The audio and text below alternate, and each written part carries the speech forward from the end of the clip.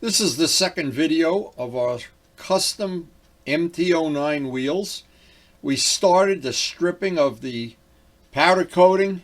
I gave the logic why I prefer to do it with sandpaper instead of chemicals.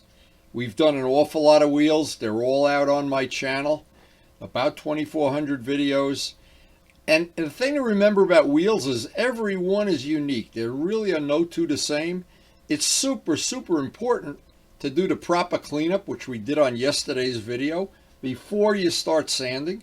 Today we're going to start grinding and sanding. We're going to pull the tire, among other things, and hopefully get a good dent into removing that powder coating. It's a big job. We got to start somewhere. So this is part two of the custom wheels for the MT09. Today we got several things. We had the wheel off the bike yesterday on yesterday's video. We do try to post something up every day for people who are new to the channel. Today we're going to try to explain how and why I want to prepare the wheel for priming and painting.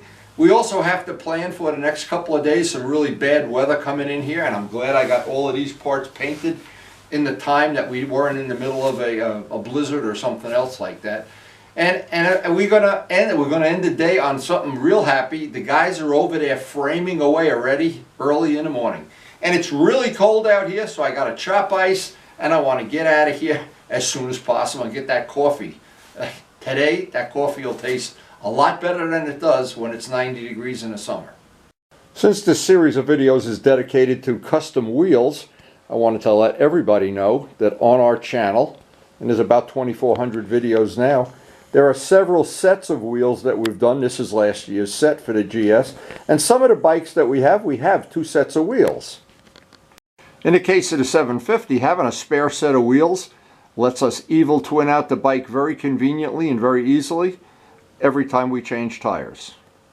Now, just to make one point real clear and real simple, every one of these sets of wheels that I've done, and I've done a lot of them, and I've done a lot for friends too, and every one of them is a little bit different than the others. Some of them we've had to take down a bare aluminum, some we've been able to go over anodizing, and in a case of the RD, to show you how unpredictable things are, I was looking for a spare wheel to test paint on. I thought I had one, and I had five. I have 5 spare wheels for this bike, so it's just an unpredictable, I don't know what you would even call it, modification to the bike. But when you're done, the combination of a nice custom paint job and a nice set of wheels, and you've got a very unique custom bike. And this guy's up on the stands now. Now, just to make another point, if you do a set of wheels and you think it's going to take a half an hour, or you're going to be back riding the next day, and that's why I do them, number one, in the middle of the winter when I'm not rushing. It's in the low teens out there now, and I have no interest in even being in the garage right now, or for sure not riding. The only guy I know still riding is Carl. He's riding around with his hippo hands today. So it's time to go chop ice and get in the house. This is going to be a day I'll be very happy to be inside and working on motorcycles, not out in the garage. And chopping the ice on this pond I have to basically do every day. This always makes the coffee taste so much better. It is really cold out here this morning. I'm glad I'm going to be inside, not out here. And here's one reason I'll be glad we're in the house most of the day today. Holy mackerel. I don't care about that. That's just too cold to be out in the garage. We'll be down in the cellar working on our wheel.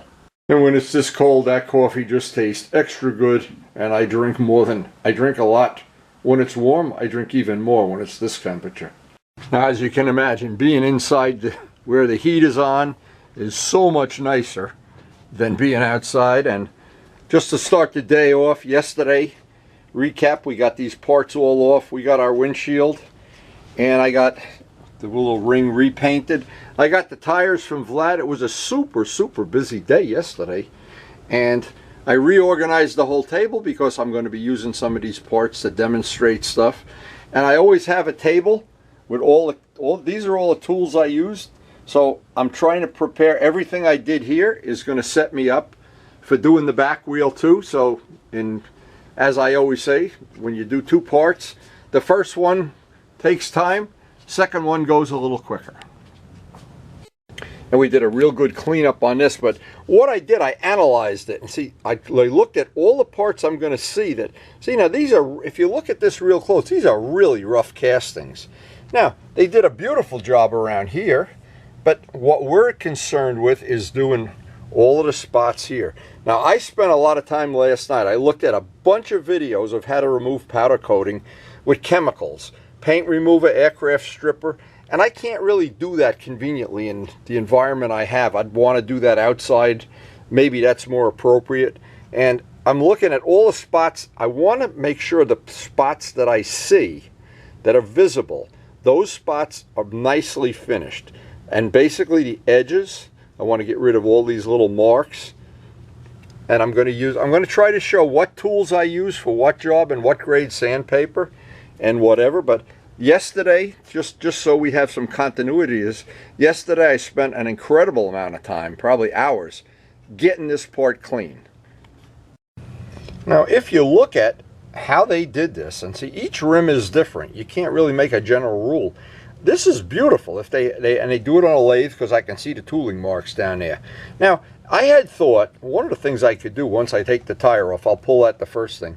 I could make a little tub and just soak this in paint remover. I know there's paint remover and aircraft stripper and maybe other things, chemicals. But the problem with using chemicals inside the house, the whole house starts to stink, and it's toxic, and my grandson's going to be here and whatever.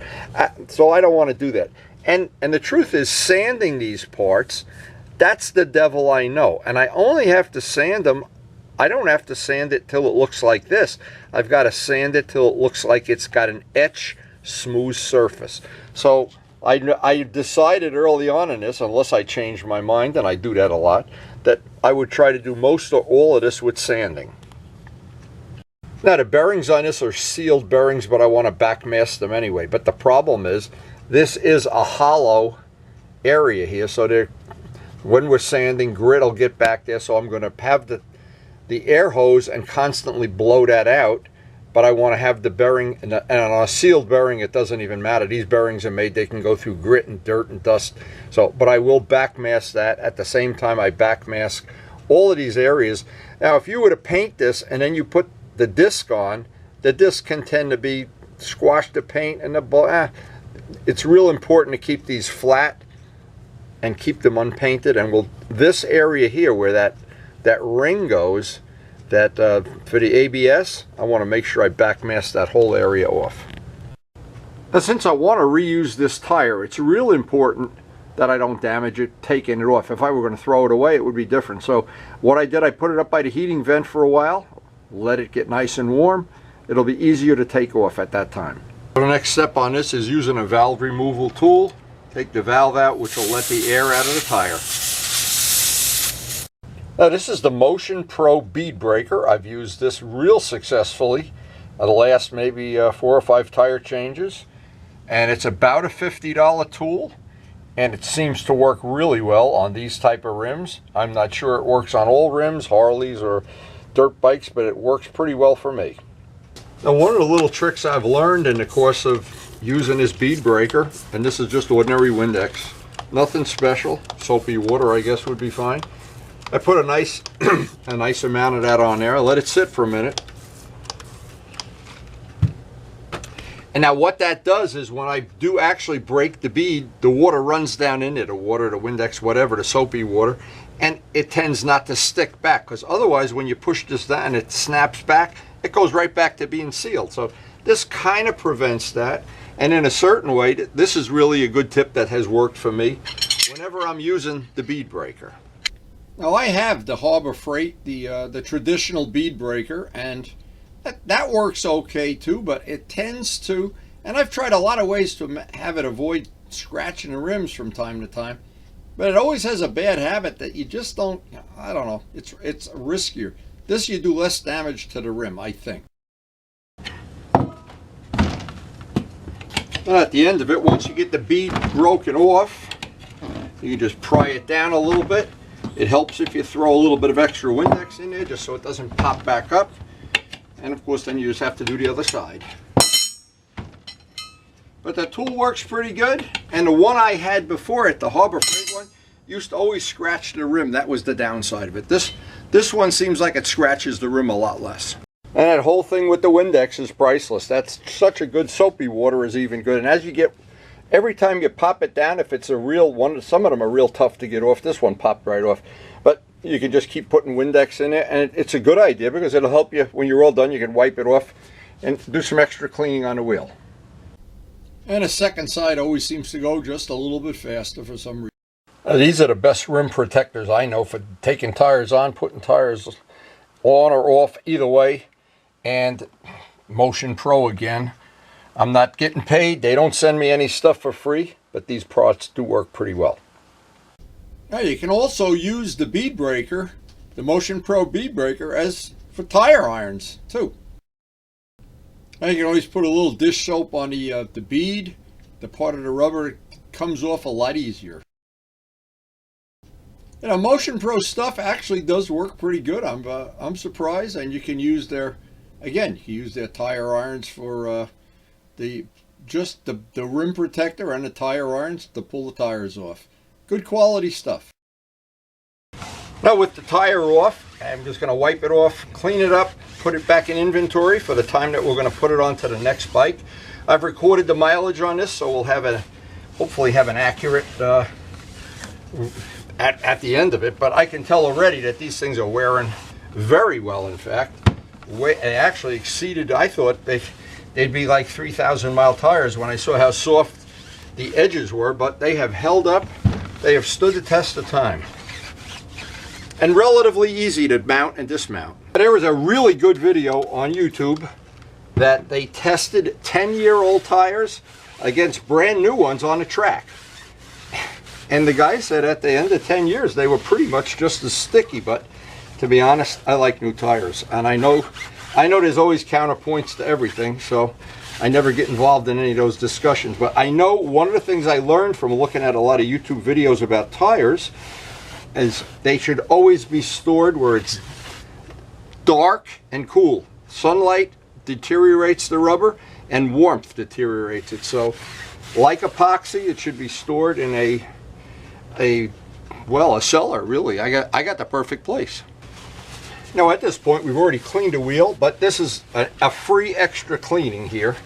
And whatever we can do to make this wheel as clean as possible before we hit it with grinding or sanding or whatever we're going to do to get this powder coating off or to get an etch. We really don't have to get it all off. What we have to do is get an etched surface and a smooth etched surface, and that's a little bit more involved than what you think. This is the kind of job it takes a lot of time, but boy, when you're done, is it jewelry.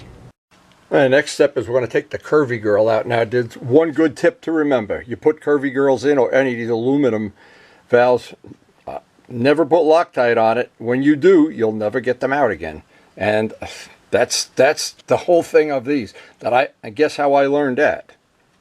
You'll get to use a free $10 wrench here.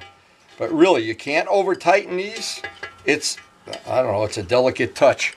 And all I can say is Loctite is not, on a thin aluminum, not a real good choice. All right, so these come out. Obviously, we're going to use them over again. I'll put that on there, put this in our little pail, and we're ready. I have a dedicated bolt that fills that hole when we actually go to do the grinding and sanding and when we get to that area. And this is one of the steps that in the past I've left it out and paid the price, and that's why I'm trying to pass this information on. This is M600 or some degreaser, and this is a step that'll take 5-10 minutes. I take a box of Q-tips, very simple thing, and get in all the corners that I can, all the corners and edges, anywhere that you normally can't get your finger, because that's where this is going to be a problem. If the paint starts peeling or coming up, and you can imagine after all this work, I don't even want to have the slightest little defect in the paint when I'm done. And I'll use up as many Q-tips as I need in all the valleys, especially because in the valleys is where you really can't get down in there. Just take a brand new Q-tip, and get in all the valleys anywhere you can. I know at the end of this I'll wipe this all down one final time with the M600, or actually any degreaser, but the M600 is by far the best if you have access to it. All of these little nooks and crannies. And if you're fanatical about cleaning, you really stack the deck that you're not going to have any problems with the paint in the future. So the next step is to just carefully back mask anything we don't want to have dirt and grit get on. This is just a, we probably have to replace this somewhere in the process. And all of these bolt holes, I don't want to get paint down in there, and I don't want to have anything on that surface. Here we have both sides of the hub back masked, and this I think was critical, where that ring sits. I don't want that ring to go on there crooked or anything, and keeping paint off of all of the dismounts, very important. So there's a little dilemma we face here with this, all of the area in here. Now when I did the wheels for the 750, I got all done with them, and I had painted in there green and everything, and when I put the disc on, I didn't like it. But what will happen at the very end, if that's the case, that I don't like it silver in there, then I'm going to have to get a brush and go in there with some flat black barbecue paint or something. But for now, I'm going to try to sand all the areas that you probably see in the course of sanding it right here, and hope that when we put the disc back on, that'll look just no problem. We'll see. Now part of this job I'm going to do dry, and this is dry sandpaper, this Gator, and it's 220, but this is wet and dry, the Rhino Wet, and Indasa, of course, this 220, and I want to see by using 220 how quick I can get the surface that I'm looking for. Now I'm trying, of course, not to use chemicals, just for my own benefit anyway, but I want to see. Now when I went to buff, I've buffed these wheels already. When I buffed them, it was pretty obvious that powder coat came right off. And I'm sure you can get it off with aircraft stripper or something else. But I want to see, because here's the advantage. If I can do this with the 220, it's going to leave enough of a tooth that I can get the primer to stick. And then I could sand, if I have to, if I have any defects, sand the primer with 400 or 600. But I need to get that initial tooth. And the whole idea is to keep the paint from here to around the edge, this little part, as thin as possible. We don't want to have a big giant paint buildup that when you use the tools, or when I mount the tires, I mount it without the tools. I just do it by hand, and we've got plenty of that on our channel already, mounting tires. But here's the whole thing. I want to keep this thin as possible. Right here I don't really care about it, but right here I want to keep it thin, and I want to be able to buff that last edge right out. Now, it's in our favor that they didn't put a super thick coat of powder coating on this, and it actually came off quicker than I thought it would. Sometimes sanding paint off, it's harder to sand the paint off, but you never know. Everyone's different. I'm starting to do this one piece at a time, one area at a time, and the powder coating is coming off. Now to go from this, where there's, and this is the most critical part of all, is in the bottom of the valley. Here's the little tool that's really useful, and you can use that to just get in there.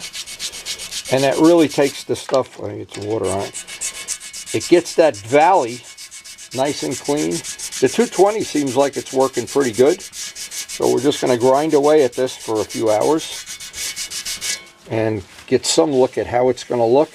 What we want is that scratched etched surface on as much as possible. Now these are the smooth parts, and knowing that the 220 will leave it. Now had I taken this off with paint remover, I still have to sand it and get that etch in. So it's 6 of one, half a dozen of another, but getting in that valley, very, very important to get that right. Well, that was pretty much what I expected, and I wanted it to be an etched. I don't have to get the last little bit of that off. That's bonded pretty good if I can't sand it off. But I wanted to get that etch. Without that etch, we're in big trouble. Now I'm just doing this as an experiment. I'm going to try to do this area next around the whole rim. I'm waiting to see what's going to work on this, what I'll call the casting areas. But this is pretty straightforward, and getting an etch on that first, that'll be, I'll feel like I got a big chunk of it done then. Well, I really don't. It's just an illusion. This is a labor-intensive thing. Now with that rim pretty well where I'd like it to be etch-wise, I want to go right up to the casting, this whole area. And I'm sure this is going to be labor intensive to do it, but then that gives me that whole area. And I don't know how much time we're going to have today, but I want to see if I have any grinding tools that'll work on these spokes. And if not, I'll pick something up from Harbor Freight. I'm pretty sure I got some though. Now the big flat areas on this that are already machined pretty nicely, I just want to get the majority of the powder coating off, but mostly, again, keep in mind, even if you got none of the powder coating off, you still have to have an etch for the primer to get a tooth to. It can't be, you're not going to get it to stick to a mirror surface.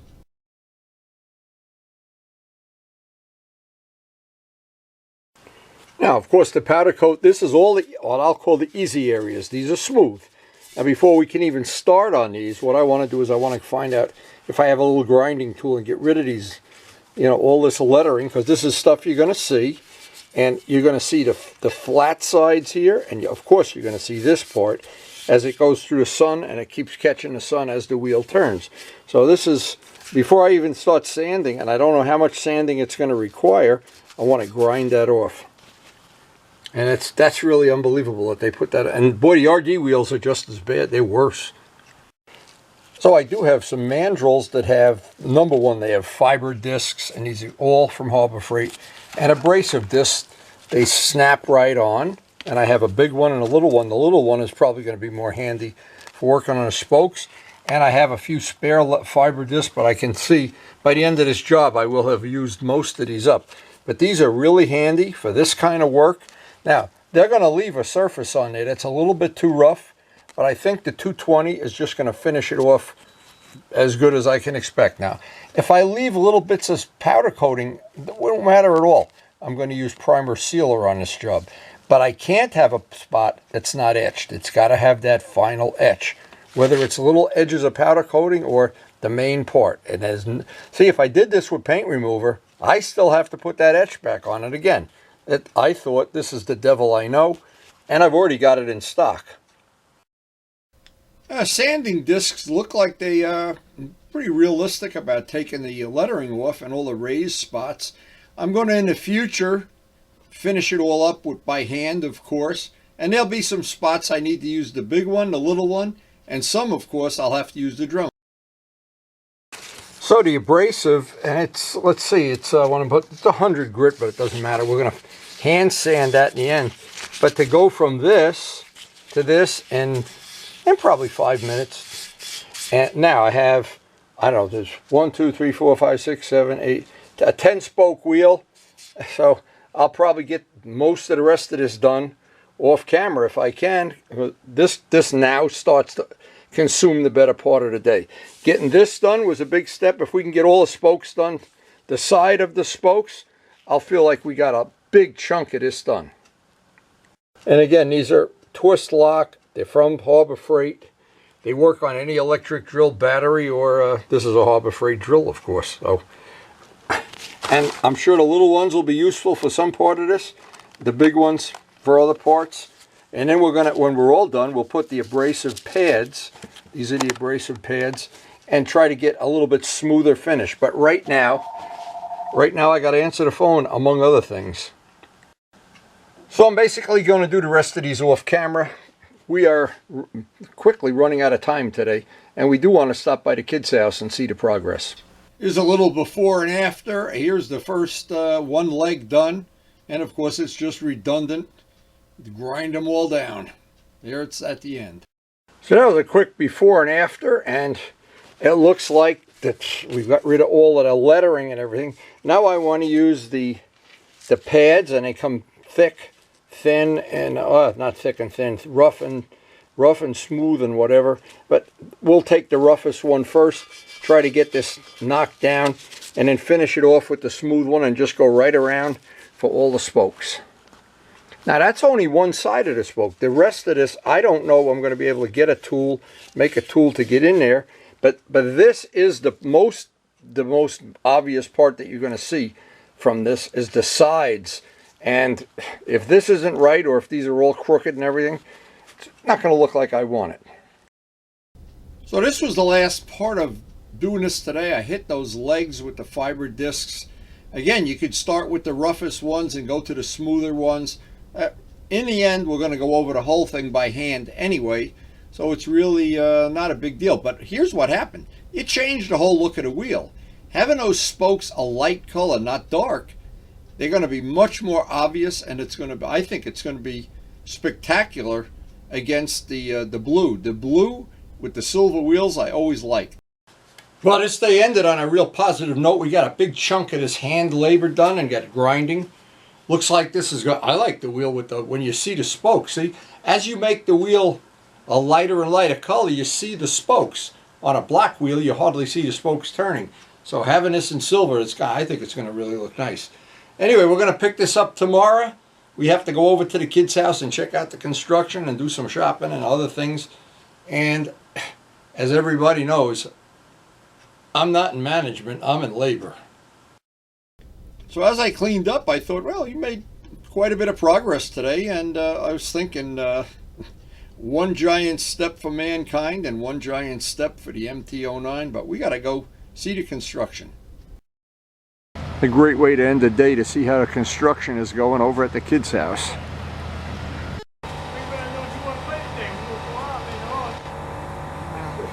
Looks good, huh, Karen? Come on, where are the beer bottles? You guys are good at putting away those beer bottles. I'm Karen, I'm Stacy's mom. Hi Karen, nice to meet you. I've been seeing pictures of everything you're doing. Oh my God. This is I have to report to her every night. She wants to know where the beer bottles are. Friday, come tomorrow. Oh, they got one wall up already. We like to come here every day and check out the progress. How's that looking, Karen? Pretty cool, huh? Oh, did that bring back some bad memories? Working in 15-degree temperatures.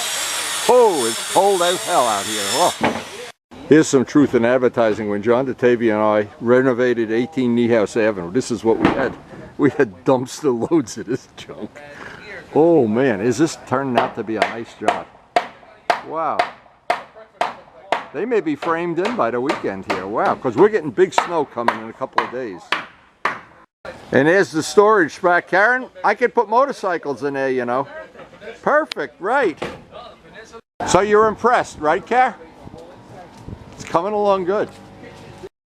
So the MT09 project is moving right along, and I'm so glad I shot the photos of all the things we've done to it on previous videos. Painting the tail section was something that changed the look of the bike quite a bit. I was surprised how much.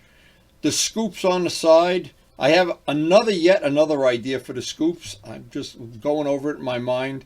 The radiator sides, I think, were the right thing to do. The biggest one of all was fixing the logo on the right side of the bike, getting rid of the backward lettering. Thank you, John Pothia.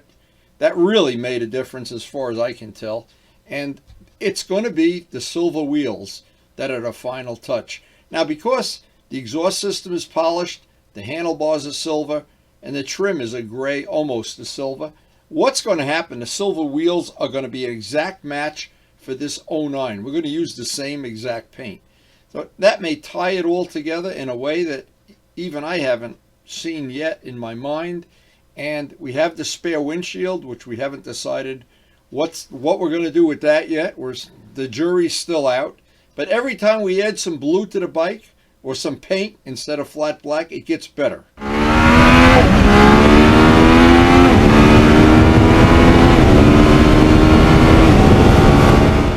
And soon as we're done with this project, you can bet the objective, there's only one reason for doing all this. We want to ride the wheels off it. I got 10,000, a little over 10,000 on it now. I hope by the end of next summer I got 20,000 on it. My goal is to wear it out. And that'll give me an excuse to buy another one and have a project for next year. But we do have a couple of projects waiting in the wings for next year. But my goal is with this bike, have it finished come springtime, and then ride the wheels off it.